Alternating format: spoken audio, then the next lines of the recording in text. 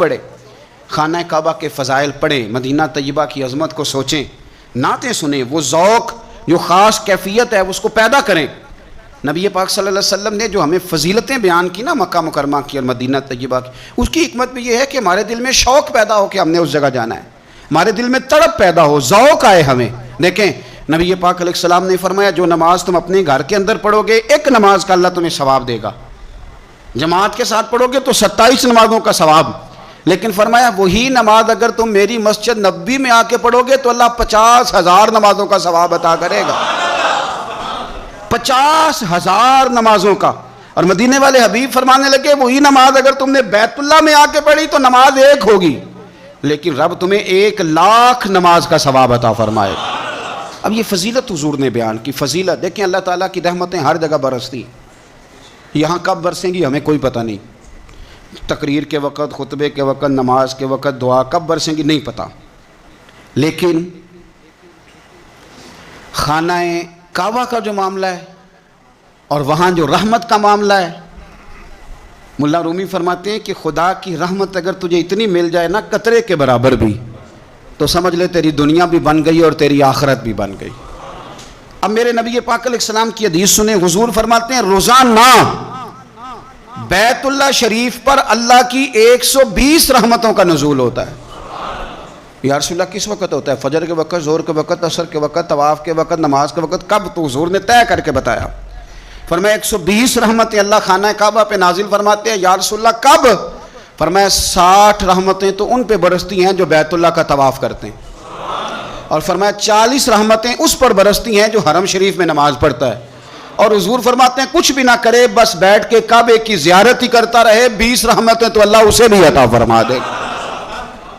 کتنی مقدس جگہ ہے, وہاں جانے کا ذوق, وہاں جانے کی تڑپ, وہاں جانے کا شوق. ان لوگوں سے تھوڑا سا شکوہ ہے جو کہتے ہیں جی میں نے جی بڑی راج راج کے زیارت کر لی ہے, بس راج گئے, ختم ہو گئی بات. سنو, نبی پاک علیہ السلام نے 53 سال حیات ظاہرہ کے وہاں گزارے, 53 سال. لیکن جناب صدیق اکبر رضی اللہ تعالیٰ عنہ فرماتے ہیں قربان جاؤں, جس رات میرے کریم محبوب علیہ السلام ہجرت کی رات مکہ مکرمہ سے نکل رہے تھے تو حضور پلٹ پلٹ کے بیت اللہ کو دیکھتے تھے, حضور پلٹ پلٹ کے دیکھتے تھے. اور پھر میرے محبوب کریم علیہ السلام نے پلٹ کے کعبے کی طرف دیکھ کے فرمایا بیت اللہ تو مجھے بڑا ہی پیارا ہے, تو مجھے بڑا ہی پیارا ہے, اے شہر مکہ تو مجھے بڑا ہی پیارا ہے. فرمایا اگر میری قوم مجھے پریشان نہ کرتی میں تجھے کبھی چھوڑ کے نہ جاتا. 53 سال رہنے کے باوجود بھی حضور کا بیت اللہ سے پیار, نبی پاک کی اس شہر کے ساتھ وابستگی, وہ دلچسپی, وہ ذوق, وہ شوق, وہ کیفیات. کیوں مان پڑتے جا رہے ہیں ہمارے جذبے؟ ہمارے سیاست کی باتیں روز ہونے لگی ہیں, بحثوں کی باتیں روز ہوتی ہیں, لیکن اپنا عشق مضبوط کرنے کی بات, آپ یقین کریں یہ جو عشق ہوتا ہے یہ بندے کو آزاد کر دیتا ہے, یہ بندے کو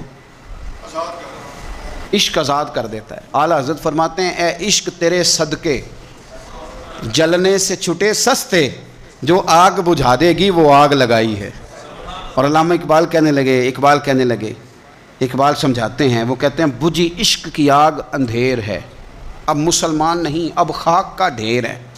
کہتے ہیں بغیر عشق کے نا کوئی کام بھی, نماز بھی بغیر عشق کے پڑھی جاتی ہے تو کوئی مزہ ہی نہیں دیتی, بندے کہتے ہیں دل ہی نہیں لگتا. پیری مریدی ہے بغیر عشق کے ایسی بس رسم ہی ہے, ٹھیک ہے گزارا چل رہا ہے. قرآن شریف کی تلاوت ہے تو بغیر عشق کے کیسے کیفیات چلیں گی؟ اللہ رسول کے ساتھ پیار ہے تو کوئی دلچسپی نہیں, کوئی شوق نہیں, کوئی آپ یقین کریں کچھ بندوں پہ بندے کو تڑپ آ جاتی ہے, شوق آ جاتا ہے, یار یہ اس کو کیسے نکالیں, یہ کس طرح کا پیار کرتے ہیں. آ کے بیٹھا رہتا ہے, چپ کر کے بیٹھا رہتا ہے, کہتا ہے جی کوئی کام نہیں بس 10 منٹ ملنا ہے. بندے کو اس بندے پر ویسے ہی پیار آ جاتا ہے. کچھ ایسے سنگی ہوتے ہیں جو آستانوں پہ 10 چکر لگا کے آتے ہیں, شکوہ نہیں کرتے کہ میں 100 دفعہ بھی آیا ہوں فلانے حضرت ملے نہیں. وہ وارفتگی ہے, وہ شوق ہے.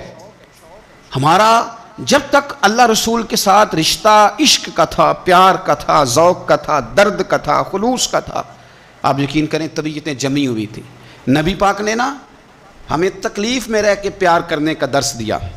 بخاری مسلم میں حدیث ہے, حضور اپنے مدینے کی شان بیان کرنے لگے.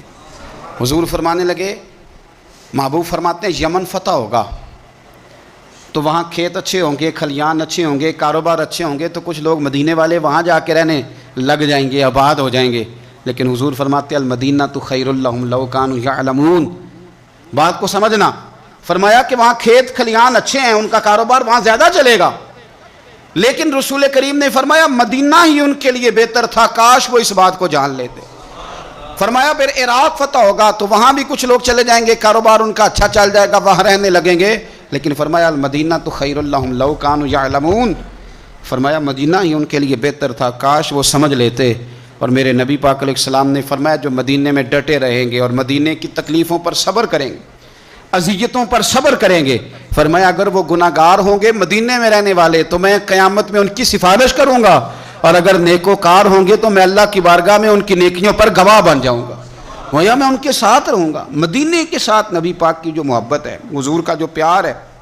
جس رات میرے نبی پاک صلی اللہ علیہ وسلم مکہ مکرمہ سے نکل رہے تھے نا مدینہ طیبہ جانے کے لیے، تو حضور نے دعا فرمائی، کہا اے اللہ تو نے مجھے اس شہر سے نکالا جو مجھے بڑا ہی پیارا تھا.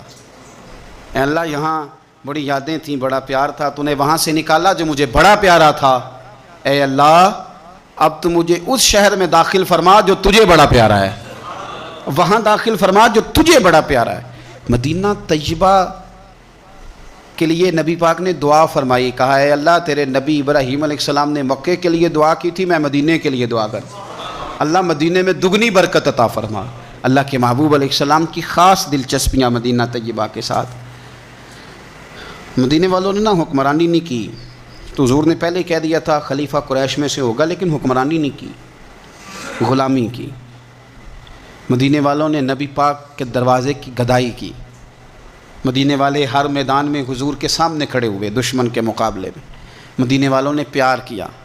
اس لیے میرے نبی پاک علیہ الصلوۃ والسلام نے فرمایا اگر لوگوں کے دو گروہ ہو گئے، دو لائنوں میں لوگ چلنے لگے، ایک لائن ادھر چل رہی ہے ایک ادھر چل رہی ہے، تو حضور فرماتے ہیں میں تو اس لائن میں چلوں گا، اس قطار میں چلوں گا جس میں مدینے کے لوگ چل رہے ہوں.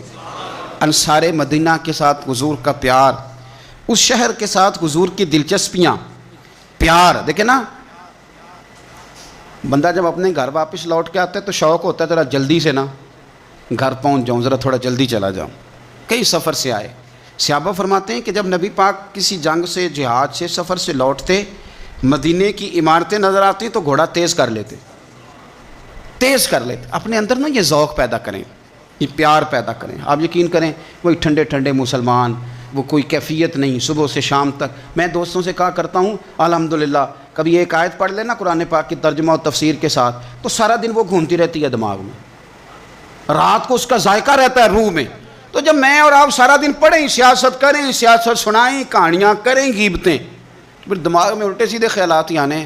تو اگر صبح اٹھتے ہی سب سے پہلے مدینے والے کی ایک نعت سنی جائے اور شام کو سوتے وقت بھی ایک نعت سنی جائے، ایک نعت نعمتیں بانٹتا جس سمت وہ ذیشان گیا، اس طرف منشی رحمت کا قلم دان گیا، تجھے جانا تجھے مانا نہ رکھا غیر سے کام، للہ الحمد میں دنیا سے مسلمان گیا.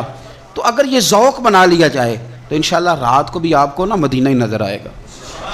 انشاءاللہ خواب میں بھی آپ ٹکٹنگ کرا رہے ہوں گے، آپ ویزا ہی لگوا رہے ہوں گے، لیکن شرط یہ ہے کہ وہ کیفیت ہو، وہ پریم ہو، وہ پیار ہو. مدینے والوں نے بڑی غلامی کی، کبھی کوئی شکوہ نہیں کیا. ویسے کبھی کبھی اللہ موقع بناتا تھا، کبھی کبھی نا مدینہ شریف میں ایسے ہوتا تھا کبھی کبھار. ایک دفعہ نا جب کچھ علاقے فتح ہوئے تو بڑا مال آیا فتح مکہ کے بعد. تو بخاری مسلم میں حدیث ہے، اسلام کے اندر یہ ہوتا ہے کہ جو نیا کلمہ پڑھتا تھا اسے مال غنیمت میں سے زیادہ حصہ دیا جاتا تھا.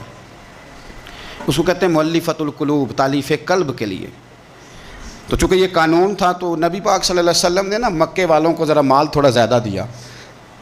مدینے میں سے ایک آدھ نوجوان نے کہا کہ حضور نا آپ اپنے رشتہ داروں کی طرف توجہ زیادہ کرنے لگیں. یہ بھی محبت کی جنگ ہوتی ہے نا، قربان جائیں.